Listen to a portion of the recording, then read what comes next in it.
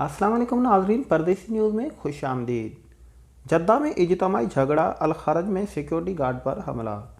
Saudi अरब से आपको खबर देते चलें कि सऊदी अरब में रियाज पुलिस के तर्जुमान खालिद अल कुर्दिस ने अल खरज में एक शॉपिंग सेंटर में सिक्योरिटी गार्ड पर हमले की वीडियो क्लिप के हवाले से वज़ाहती बयान जारी किया है।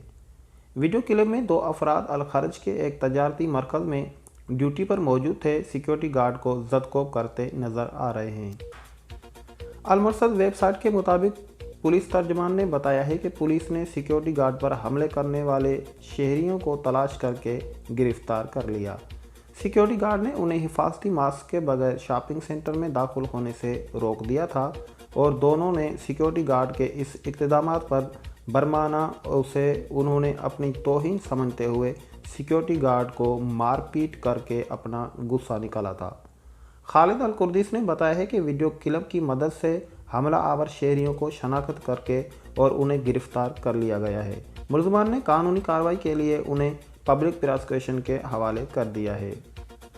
दरअसल SPA के मुताबिक मक्का मुकरमा पुलिस के तर्जुमान ने जद्दा में सड़क पर होने वाले इज्तिमाई झगड़े के बारे में वज़ाहती बयान जारी किया है कि इज्तिमाई झगड़े की वीडियो सोशल मीडिया पर वायरल हो गई थी।